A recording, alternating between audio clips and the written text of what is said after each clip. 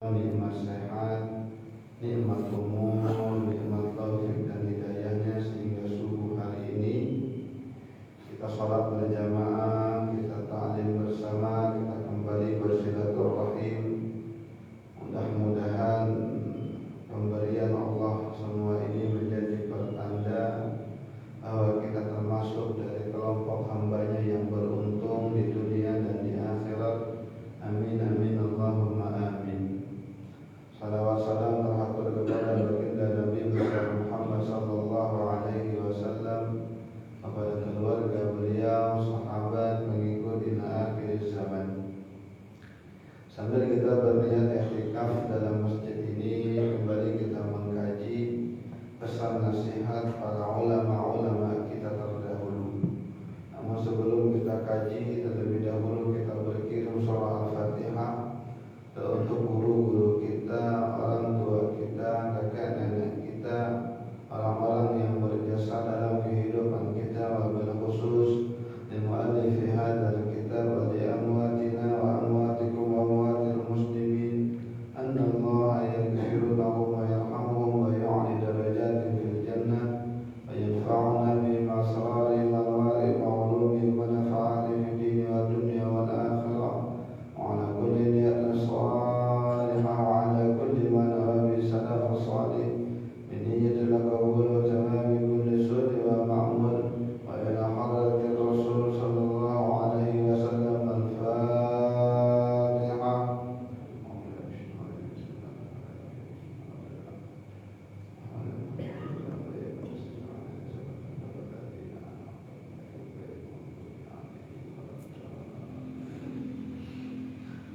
Bismillahirrahmanirrahim. Wa qala al-mu'allif rahimahullahu ta'ala wa nafa'na bihi wa bi'ulumihi fid dharain amin.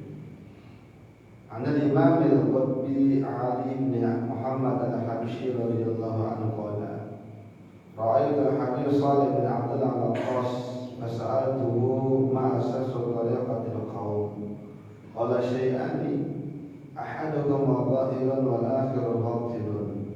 فأما الظاهر فالاستغناء عن الناس وأما الباطن فالعبودية المحضة.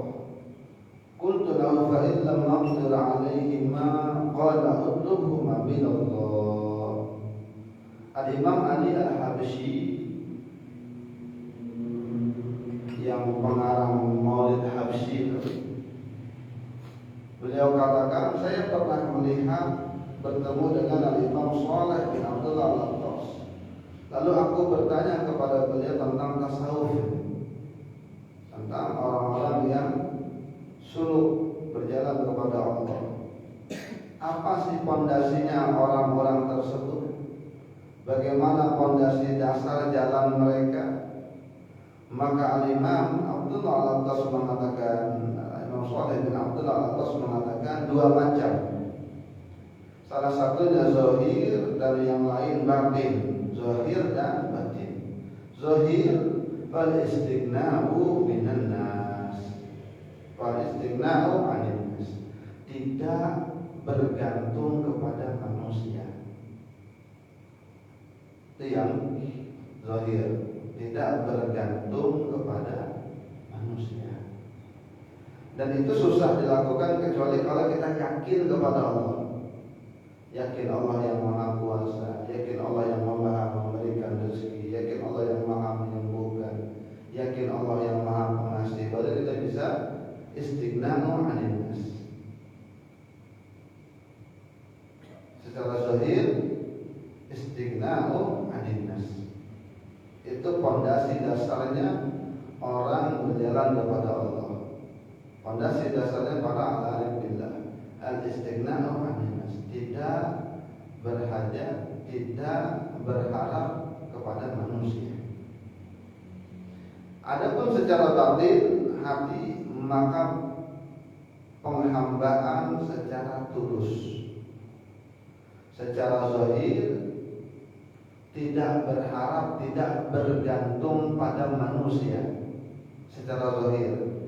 Secara batin dalam hati penghambaan yang tulus kepada Allah. Lalu dikatakan oleh Imam Habsyi, Kalau aku tidak sanggup kedua-duanya bagaimana? Maka kata Imam Shalih bin Abdullah, maka mintalah kepada Allah. Artinya tidak boleh, tidak mesti ada dua hal ini untuk berjalan di jalan Allah. Abdullah bin Mas'ud mengatakan, sahabat Nabi yang mulia radhiyallahu anhu, "Law anna ahlal ilm shana al-ilma wa wada'uhu inda ahlihi satu bihi ahla zamanihim, walakin badaluhu li ahli dunya liyanalu min dunyahum fahanu ala ahliha." Jika seandainya orang yang mengerti tentang ilmu, paham tentang ilmu, punya banyak ilmu, dia menjaga ilmunya dan dia tidak meletakkan ilmunya kecuali kepada orang yang benar, kecuali orang yang paham pada zamannya, maka menjadilah mereka pemimpin dari orang-orang di zamannya. Seandainya yang punya ilmu jujur dengan keilmuannya, menjaga ilmunya dan tidak memberikan ilmu kecuali hanya kepada orang-orang yang pantas untuk diberikan, meletakkan ilmu itu di sisi ahlinya, maka mereka akan jadi pemimpin orang-orang pada zamannya. Tetapi sayang, kata Ibnu Mas'ud, orang-orang sekarang yang punya ilmu, mereka mengerahkan, mereka menaruh ilmunya kepada orang-orang dunia, sehingga tujuan mereka untuk mencari apa yang ada di sisi mereka, sehingga mereka akan menjadi hina bagi pandangan ahli dunia. Ya, tuan guru, ustaz, kiai, tapi tidak menjaga ilmunya, berceramah mau kalau ada duitnya, berceramah mau kalau ada hadiahnya. Orang datang cari akhirat, dia datang untuk cari dunia.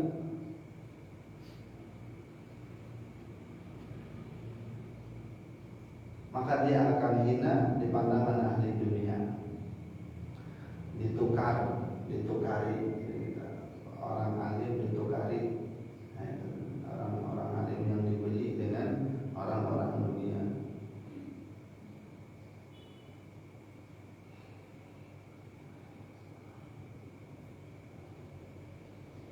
Maka akan menjadi hina.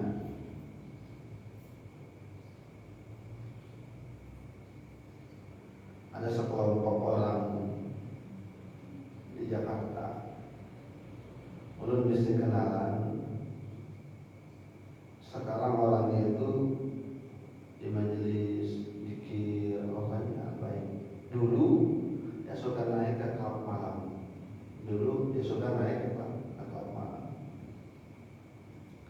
Di antara teman di klub malam itu mantan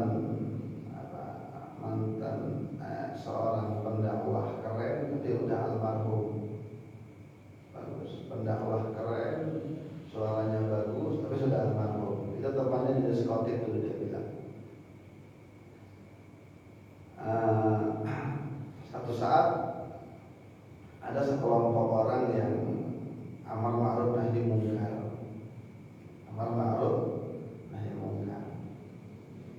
Kelompok yang dipimpin oleh seorang habib, yang terkadang kalau ada orang minuman keras sweeping, terkadang amar ma'ruf nahi munkar. Satu saat datang ke klub malam, protes untuk nutup klub malam itu. Maka yang pendakwah ini belum tobat waktu itu, ya. Sudah meninggal, Allah yarham. Teman ulun itu juga belum tobat, ya. Dia masih suka main klub malam. Ketika datang demo menutup itu, dikasih duit. Berhenti pulang. Ketika mereka terima duit, baru dilaporin dengan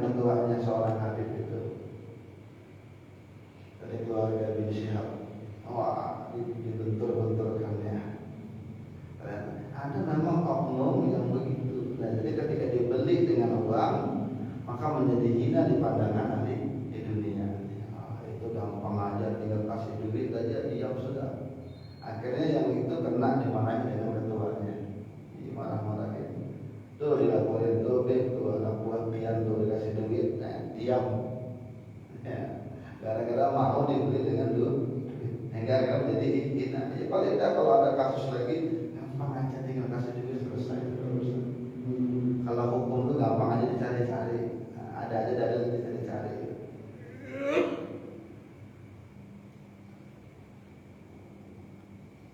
Maka menjadi hina di pandangan ahli dunia, gara-gara meletakkan ilmunya tidak pada tempatnya atau mencari dunia. Karena harusnya dunia itu mazra'atul akhirah. Dunia harusnya menjadi ladang buat akhirat. Dia terbalik, menjadikan akhirat buat ladang dunia, sehingga hina ya di mata ahli dunia.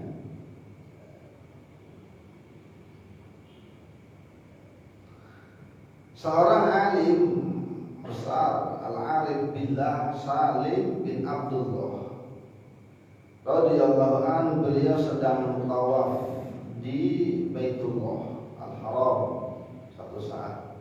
Ketika beliau sedang tawaf di Baitullah, tiba-tiba didatangi oleh seorang Amirul Mukminin Hisham bin Abdul Malik bin Marwan, seorang khalifah dari Daulah Umayyah.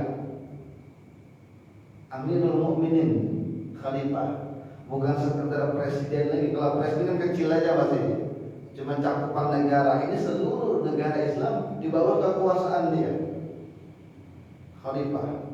Ketika bertemu dengan khalifah ini, maka khalifahnya tanya kepada Salim bin Abdullah, Salim, kamu mau apa?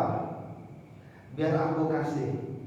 Kata raja ini, kata khalifah, biar mau apa guru, biar kami semua penuhi keinginan sampean. Biar mau apa? Maka Salim bin Abdullah mengatakan, ya Hisham, aku malu untuk meminta kepada selain Allah, sedangkan aku berada di rumah Allah. Aku malu minta kepada selain Allah, padahal aku sekarang di rumah Allah. Ngapain aku minta dengan orang lain? Malu. Lanjut tawaf, selesai dari tawaf, hingga akhirnya keluar dari Masjidil Haram. Berdua ini keluar, khalifahnya keluar, ulama ini keluar, yang bernama Salim tadi. Ketika sudah di luar, khalifah bilang, kita sudah di luar, guru. Mungkin tadi engkau malu meminta selain Allah karena berada dalam rumah Allah. Sekarang kan kita di luar, dia mau apa? Biar kami semua penuhi. Ya. Maka kata Pak Salim bilang, bisa bilang, memangnya kamu maunya kami minta apa? Kan disuruh minta, ditanya balik, kami mau minta apa dengan kamu? Mau perkara dunia kah atau perkara akhirat kah yang kami minta? Kata khalifah, kami tidak punya kekuasaan untuk memberikan akhirat, kami hanya memberikan dunia saja. Kalau minta akhirat dengan Allah, jangan dengan kami, minta dunia saja. Apa kata Salim bin Abdullah?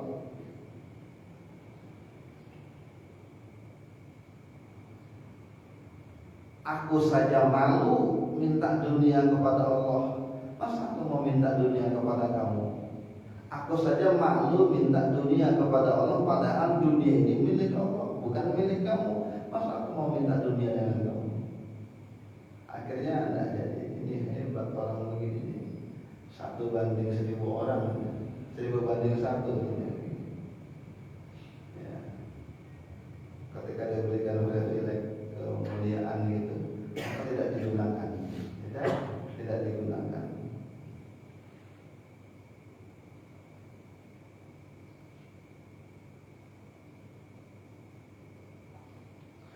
Ada sebagian ulama yang bercerita, dia bilang Ra'aitu fakiran jalisan ala sajadah fil Masjidil Haram. Aku ada lihat orang fakir ya, yang dia duduk di atas sajadah di Masjidil Haram. Dan kebetulan waktu itu aku bawa duit. Ada beberapa dirham yang aku bawa. Lalu aku taruh di atas sejadahnya, di ujung sejadahnya. Ya, Pak, ini duit sedekah dan biar pakai. Ya. Aku minta agar dia menerima. Katalah memberi sedekah. Dia memandang aku dengan sinis, tajam pandangannya, kayak marah. Dia bilang, aku beli tempat duduk ini, aku beli kebersamaanku dengan Allah ini, waktu seperti ini, dengan uang yang banyak, dengan tempat tinggal, harta milik yang tidak bergerak di kampung. Artinya untuk sampai di tahap ini, berhadapan dengan Allah, duduk manis di hadapan Allah, merasakan nikmatnya ibadah, aku rela tinggalkan semua harta bendaku di kampung. Artinya dia orang-orang sugih di kampungnya, cuma sengaja memilih hidup sederhana untuk berdekat dengan Allah, untuk fokus dengan Allah, sehingga dia tinggalkan harta bendanya di kampungnya, fokus di ibadah. Masa kamu mau beli aku dengan uang segini supaya aku meninggalkan sejadahku? Kamu mau menggoda aku dengan uang sedikit supaya aku kemana-mana, padahal aku sudah tinggalkan uang yang banyak untuk duduk di sini. Lari dia keluar, dikibarkannya sejadah itu, tak hambur duitnya. Maka seorang yang awalnya mau sedekah ini, diambil lagi uangnya itu. Dia bilang, aku melihat dia orang yang mulia dan tidak lakukan kecuali aku yang hina. Ketika dia pergi meninggalkan uangnya, aku yang memungut uang-uang itu.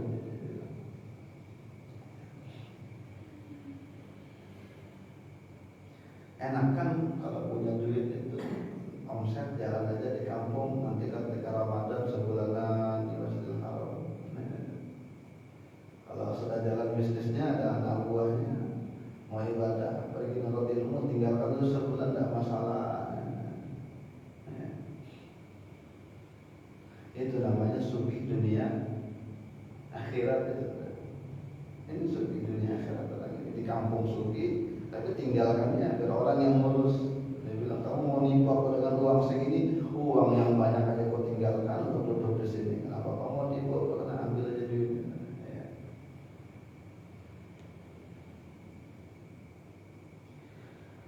Imam Ahmad bin Hanbal itu pernah disiksa, pernah berseberangan dengan pemerintah. Jadi kalau kisah-kisah ulama yang dipenjara itu kan banyak, karena memang berseberangan dengan pemerintah. Termasuk di antara ulama yang pernah dipenjara, bahkan dipukul dengan al-gojo, itu Imam Ahmad bin Hanbal. Gara-garanya pemerintah ketika itu madhabnya Mu'tazilah. Dan Mu'tazilah mengatakan kalau Al-Quran itu adalah makhluk. Al-Quran adalah makhluk. Kalau Ahlus Sunnah mengatakan Al-Quran adalah kalamullah. Kalam, sehingga dia bukan makhluk. Ya. Kalau Mu'tazilah mengatakan Quran makhluk, itu perbedaannya. Tapi karena Imam Ahmad bin Hanbal ini kekeh dengan pendapatnya, pemerintah juga kekeh dengan pendapatnya, akhirnya dijebaskan ke penjara, dipukul. Ketika sadar, selesai dari penyiksaan itu, Imam Ahmad bin Hanbal itu dibawa ke rumah, tapi diberi duit dengan raja, yang mungkin tanda maaf, ya, remisi atau hadiah, dengan duit yang banyak. Padahal Imam Ahmad Hanbal tidak perlu dengan duit yang banyak. Maka ditolak semua uang itu dan tidak sedikit pun beliau ambil. Tapi sebelum dikembalikan itu, ketika beliau pingsan dibawa ke rumah, itu yang sibuk paman beliau, ya, Ishaq dihitung-hitung duitnya seharian itu pokoknya banyak. Ternyata dihitung sampai 50.000 dinar. 50.000 dinar kali 5 juta ya. Kan 1 dinar berapa 1 juta? 5 juta. Berapa kira-kira? 5.000 dikali 5 juta. 5 miliar ya. 25 miliar. Segitu duitnya. Kata Imam Ahmad, paman om, kuliah kamu sibuk betul hitung-hitungin duit dari pagi sampai sekarang. Kata omnya, kata paman, iya kamu sayang betul menolak padahal banyaknya uang ini kamu tolak semua. Padahal kamu perlu juga biar sedikit lah, sekeping lah diambil, 1 dinar lah. Kata Imam Ahmad, seandainya kita ngejar-ngejar dunia, dia tidak datang dengan kita. Tapi karena kita abai, dia datang dengan kita. Dan kembalikan aja duit itu dengan yang punya. Muhammad bin Hanbal. Diceritakan Al-Imam Junaid Al-Baghdadi. Imam Junaid Al-Baghdadi ini Sayyidut Taifah, pimpinan ahli tasawuf Sunni.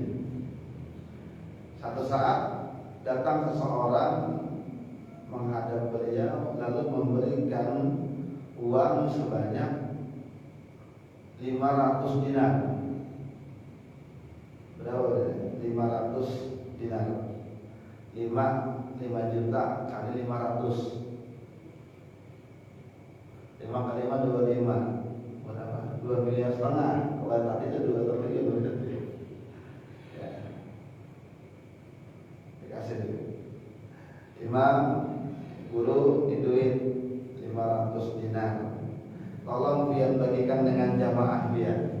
Oh itu kalau kita iya enak kasihkan semua duitnya. Ini guru duit bagi dengan jamaah biar. Kata Imam Junaid, alakah malu kamu punya tidak selain ini lagi? Adakah meninggalkan di rumah? Jangan-jangan semua dikasih ke sini. Kata yang ngasih, ada masih di rumah. Cukup aja, ini hadiah lagi. Kata Imam Junaid, mau tambahankah lagi duitnya? Di rumah kan sudah, cuma kalau ditambah maukah lagi? Mau aja kalau tambah. Kalau tambah sugih kan tidak bagus lagi. Sudah aja, ambil aja semuanya. Tambahannya ditolak. Ambil aja.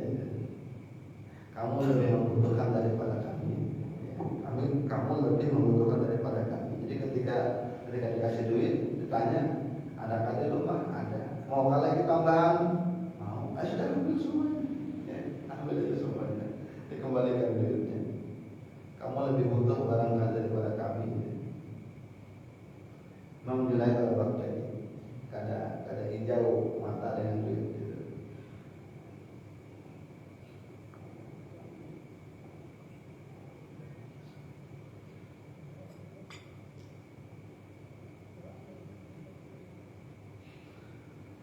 Ulun pernah dengar langsung dari telinga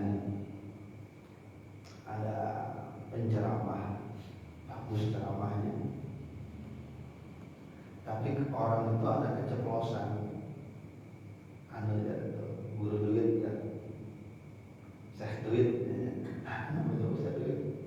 Rupanya apa keceplosan biasa. Oh rupanya penceramah itu sudah deal berceramah di satu tempat. Deal sudah ceramah di satu tempat gitu. Rupanya orangnya orang yang kecewa gitu. Tapi ketika ada tawaran ceramah di lain, pindah dan dekat dengan hari H ketika cancelnya itu, cancelnya. Jadi jauh orang itu, hanya kawannya yang kena itu di satu instansi lah. Marah-marah kawan itu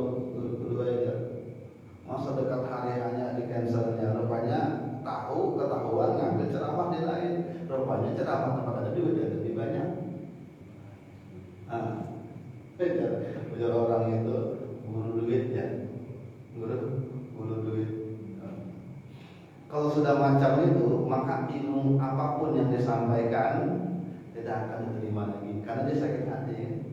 Ya, itu ya cari duit aja lu ceramah ya. Itu mendengar baru-baru aja tuh, sekitar sebulan yang lalu disampaikan. Keceplosan mungkin dia bilang. Lu tanya kan siapa yang di sini biasanya ngisi ada kemarin ngisi gitu kan, saya duit ya,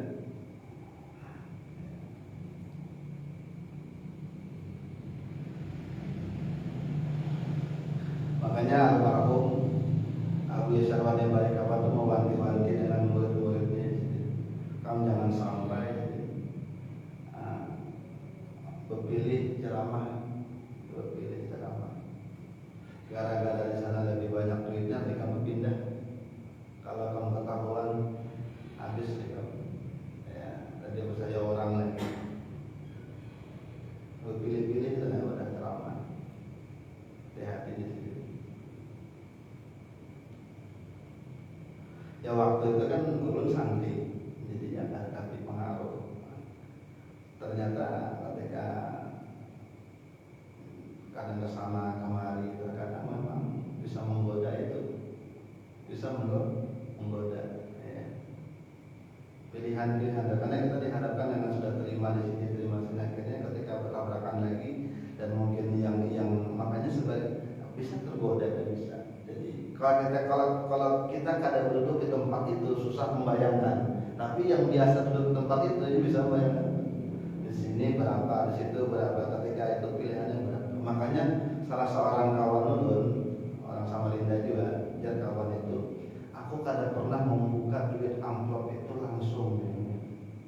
Itu bagus tuh, ya bagi penceramah. Jadi setiap sebulan atau seminggu sekali baru dibukanya di baik.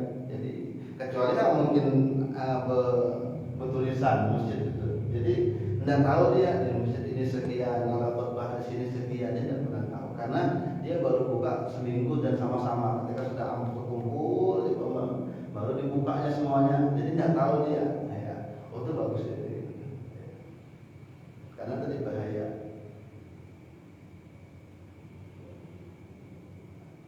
Doakan dulu lah supaya jangan tergoda dengan hal begitu, bahaya.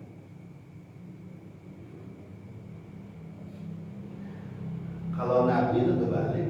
Nabi itu kan idza da'al miskin aja bahu ijabatan wajah. Kalau Nabi dipanggil dengan orang miskin, justru Nabi paling suka untuk datang.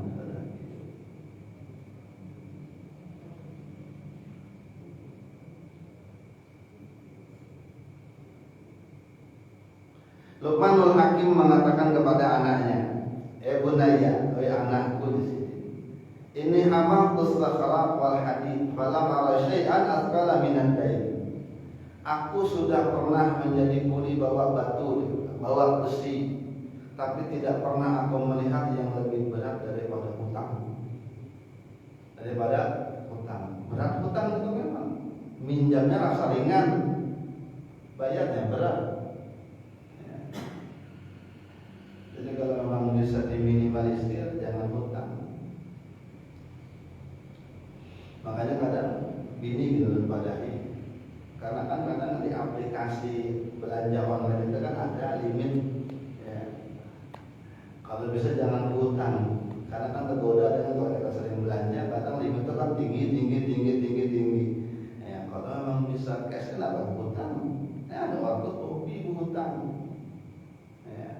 Nah sekarang kayak aplikasi itu kan suka ya, supaya laku maka diberikan ditawari hutangan, kita lancar bayar cicilan, tawarnya terus supaya hutang lagi ya. Jadi tidak ada yang lebih berat ketimbang hutang, kata Luqmanul Hakim. Jadi jangan berhutang kalau memang bisa diminimalisir. Kalau kada bisa ya, cuma kalau bisa ya. Kalau bisa cash kenapa hutang? Bahkan ada kalau apa hukumnya dia umrah berhutang. Nah, hutang mana gini ibadah. Apa hukumnya umrah hutang? Kan ada tuh. Dalam fikih sebenarnya sah-sah aja, jangan hutang biasa lah. Cuma ketika ada orang takut datang ke rumah, ya, nggak usah nih berangkat umrah hutang. Ya. Apa sebab berangkat ke hutang lebih banyak kan daripada cash. Yang kedua, orang ini mungkin gajinya tuh hanya bulanan dan tidak ada harapan yang lain. Jadi mengharapkan bulanan bayar. Jadi apa pendapat dia? Ya kalau pikir kan halal aja. Cuma kalau bisa jangan. Rupanya orang itu jadi ragu juga gara-gara melihat video seorang ustaz itu ceramah. Dia bilang Umar bin Khattab itu anak sidin minta baju baru. Cuma Umar bin Khattab belum berduit dan saat itu menjadi khalifah. Jadi Umar bin Khattab radhiyallahu anhu, sahabat Nabi yang mulia, itu menulis surat dengan bendahara negara, pinjam, ngambil uang dulu, uang gaji bulan depan diminta dulu sedikit untuk beli baju anak. Dibalas dengan bendahara itu. Kalau dia yakin masih hidup sampai bulan depan, belum pinjami. Kalau dia yakin masih hidup sampai bulan depan, belum pinjami. Akhirnya ketika menerima surat pun udah jadi nangis. Nah dia datang ke ragu. Awalnya diajakin, siapa yang ngajakin? Ada keluarga. Yang ngajakin kan mau duit juga, karena kalau dapat ke orang kan ada fee-nya. Kayaknya nggak usah. Kenapa? Pertimbangannya itu dia bisa bayar per bulan, tapi kan bayar itu kan berat. Kita kan semua tahu tuh, lebih enak menikmati di awal daripada bayar cicilan. Takutnya nanti ketika sudah pergi, ini pertimbangan lain ya, selain pertimbangan ini, ketika sudah pulang timbul membayar tiap bulan, bayari tiap bulan. Lalu ada keperluan apakah tiba-tiba bingung sudah, maka harus perlu ini, maka bayar ini. Takutnya karena hati itu menyesal, coba tahu kena aja, coba menabung aja daripada berpaksaan. Akhirnya ibadah yang sudah dijalankan itu terungkit-ungkit dan rasa berat hati, maka kan mengganggu dengan kualitas ibadah yang dikerjakan, takut dan ada ikhlas. Ujung-ujungnya berat gitu kan gitu Pak. Coba tahu kena aja gini dulu lah. Sampai hutang-hutang berat juga rupanya per bulan bayar. Ada keperluan yang lain berbarengan, jadi kadang hati protes bisa. Akhirnya kan ibadah itu ungkit-ungkit gitu kan, jadi ikhlas kan gitu. Atau jangan sampai berangkat itu karena hawa nafsu, memaksakan, kecuali memang ada yang akan dijual. Ada juga orang datang, Ustaz itu, ini mau naik haji, bukan haji reguler tapi haji ini. Terus sudah tahun ini berangkat, terus sudah 5 tahun yang lalu sudah datang. Cuma tahun ini berangkat, cuma belum punya duit. Boleh nggak pinjam di bank? Tapi ada sebenarnya toko, cuma belum laku-laku. Kalau dijual murah mungkin bisa, jual rugi, cuma walaupun jual murah tetap untung. Oh itu berangkat aja, kalau pinjam aja. Kenapa? Karena memang sudah ada. Kan jual tanah kan susah, nggak kayak jual wadai. Cuma nih memang orangnya kurang berduit, cuma kebetulan tidak punya uang cash segitu di tangan. Cuma ada aset yang melebihi dari harga haji itu. Ya, masih berusaha mau menjual nih. Kalau memang laku, ya ada jadi pinjam dulu. Kalau belum laku, pinjam dulu. Sementara sambil menawar-nawarkan supaya harga cocok. Gitu. Oh, kalau kita kan memang ada, bukan bertumpu dengan hutang, tapi memang kalau kita belum lagi mengantri segala macam. Kan bismillah. Nah, beda dengan yang tadi yang memang setiap bulan baru bayar, yang mengharapkan hasil gaji bulanan, itu kan berat. Tapi kalau secara fikih ya dua-duanya sah-sah aja secara fikih. Intinya hutang itu berat. Bisa berkelahi lagi.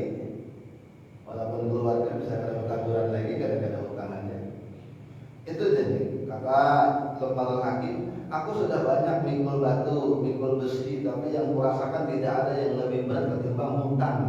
Jangan hutang. Kemudian Luqmanul Hakim memberikan nasihat lagi, aku sudah banyak makan yang enak-enak. Aku makan ini, makan itu, karena hidup tuha banyak makan garam. Tuha banyak makan garam, banyak pengalaman makan ini, makan itu. Dan aku sudah pernah berbini dengan yang bunga, sudah pernah juga dengan cuma tidak ada yang aku lihat lebih lezat ketimbang keafiatan. Makan enak, bini enak, bini. Cuma tidak ada yang lebih enak ketimbang diberikan keafiatan dengan Allah Taala, yang lebih enak. Keafiatan, sehat, afiat, itu kan kenikmatan yang luar biasa. Aku sudah merasakan pahitnya berbagai macam kehidupan nih, tapi tidak ada yang aku rasakan lebih pahit ketimbang berharap kepada manusia. Nah itu pahit itu, berharap kepada manusia. Lupa lagi. Nah, ya udah. Kita mau berharap. Ujung-ujungnya tapi harap, ya, terlalu banyak berharap. Kecewa. Nah itu ada isyarat sebenarnya. Ketika kita kecewa, kita kan terkadang bisa dijanji orang itu, Ustaz ini, karena umroh dengan nurul ini. Kalau kita berharap, orangnya lupa hati. Tapi terkadang sengaja kehidupan itu bikin kita kecewa supaya kita itu sadar berharap kepada manusia itu mengecewakan. Ada isyarat kalau Allah itu cemburu dengan kita, gitu. Berharap dengan manusia. Sehingga Imam Ibnu Qayyim sudah mengatakan, kamu terlalu berharap dengan manusia, tapi melupakan Allah. Yang hati orang yang kamu harapkan itu berada di tangan Allah. Itu nasihat bagus dari Ibnu Qayyim. Kamu terlalu berharap dengan manusia sehingga kamu melupakan Allah, padahal orang yang kamu harapkan itu hatinya di tangan Allah. Artinya kamu sedang bermaksiat kepada zat yang memegang kendali hati orang tersebut. Kamu yang terlalu berharap-harap dengan manusia, kamu lupa, kamu sedang bermaksiat kepada Allah, lupa kepada Allah, padahal Allah yang memegang kendali hati orang yang kamu harapkan itu. Itu nasihat bagus tuh. Ibnu Qayyim Al-Jauziyah.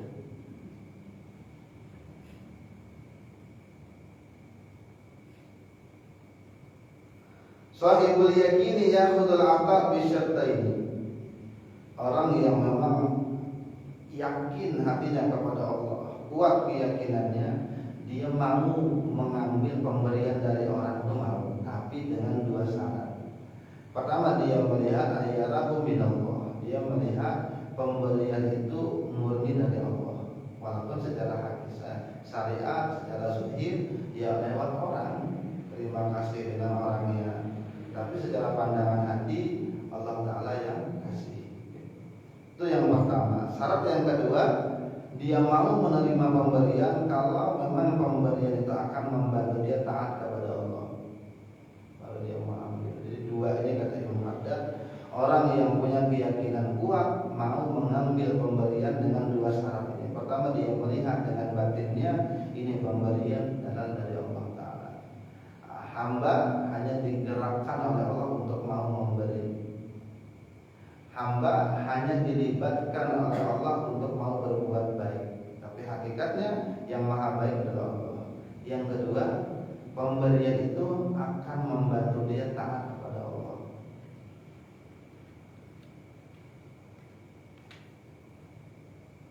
Terakhir, Ra'a Salim bin Abdullah, sama Salim bin Abdullah, melihat Salim bin Abdullah bin Umar, ada seseorang yang minta kepada manusia di waktu wukuf Arafah. Maka dia tegur, kamu tidak manukah dengan Allah? Kamu minta kepada manusia padahal kamu berada di tempat seperti ini hari ini. Yaitu hari Arafah, ketika wukuf di Arafah. Itu kan hari yang paling istimewa di antaranya ketika wukuf di Arafah. Makanya dosa, termasuk dosa besar apabila orang itu berada di Arafah dan memang hari untuk wukuf, tapi dia masih berkeyakinan Allah tidak mengampuni dosanya. Dia masih menyangka Allah tidak mengampuni dosanya, maka itu dosa besar. Dosa besar. Menyangka Allah kadang mengampuni dosanya padahal dia di Arafah sedang wukuf, itu dosa besar. Betapa murahnya Allah Ta'ala di waktu Arafah, di waktu hari Arafah. Udah naik haji semua kita.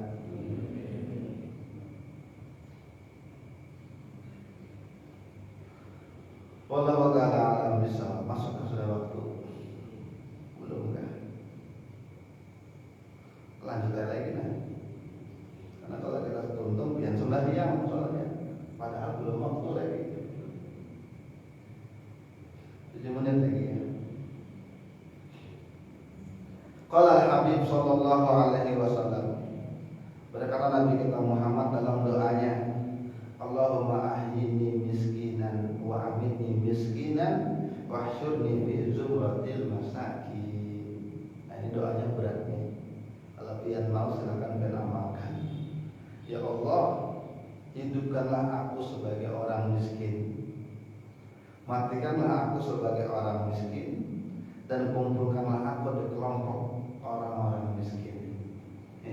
Kalau kita kan doanya minta sugi, ya, malan kathiran wa khairan kathiran. Kalau Nabi doa, ya Allah hidupkan aku dalam keadaan miskin, mewafatkan aku dalam keadaan miskin, dan kelompokkanlah diriku dengan kelompoknya para kaum orang-orang miskin. Walaupun ada yang mengartikan miskin ini bukan miskin harta, bukan miskin harta, tapi miskin di hadapan Allah, merasa tidak punya apa-apa di hadapan Allah. Tapi itu kan pengertian yang coba dipahami oleh ulama. Maksudnya bagus, tetapi kalau kita lihat secara zahir hadisnya memang hidup miskin.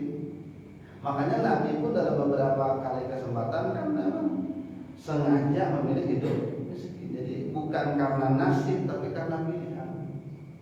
Ya, kalau sebagian kita kan miskin karena nasib. Nabi itu memilih hidup miskin karena pilihan. Karena pilihan. Makanya kan ditawari dengan malaikat. Kata malaikat, kata Allah Ta'ala, kalau kamu mau gunung dijadikan emas, dan gunungnya siap kemanapun bisa diambil emasnya. Tapi kata Nabi, biarkan aja aku sederhana seperti ini. Nabi lebih suka memilih sehari lapar, sehari kenyang. Itu Nabi. Ya, jadi ketika kita lihat memang sikap Nabi dengan doa ini cocok memang. Maka doa itu secara zahir, ya Allah hidupkanlah aku dalam keadaan miskin, matikan aku dalam keadaan miskin, dan kumpulkan aku bersama orang-orang miskin. Walaupun ada ulama tadi yang mentakwil miskinnya tidak miskin di hadapan Allah. Ya, jadi merasa tidak punya apa-apa. Berarti memang ketahuilah kata ulama, ada kedudukan yang tinggi ketika bersama orang-orang miskin. Ada kedudukan yang tinggi di sisi Allah ketika bersama dengan orang-orang miskin.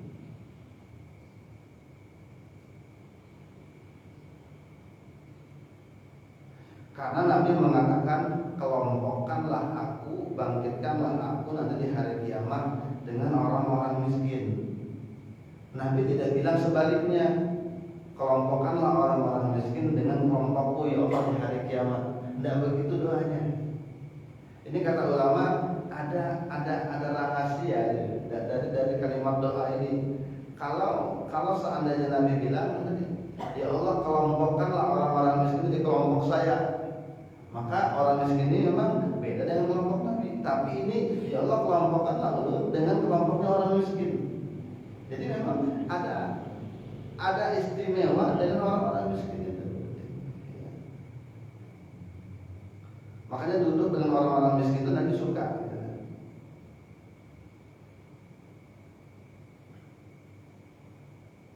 Padahal seandainya Nabi bilang, ya Allah kelompokkanlah orang-orang miskin dengan kelompokku, itu sudah menjadi kebanggaan buat orang miskin.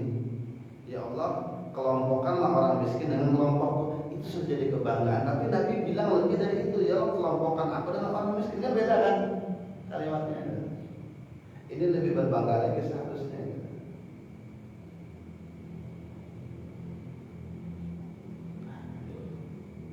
Heraklius ini kan raja Nasrani yang didatangi oleh sahabat ketika hijrah dari Mekah ke Ethiopia.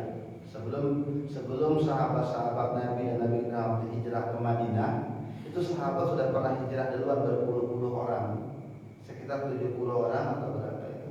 Dua kloter perginya ke daerah Ethiopia. Sekarang itu yang kemiskinan luar biasa sekarang. Hijrah ke situ diterima dengan Raja Heraklius, tapi dikejar dengan Abu Sufyan yang waktu itu belum Islam. Dikejar supaya jangan dikasih tempat nih orang. Ini orang nih buronan kami bahasanya. Jangan.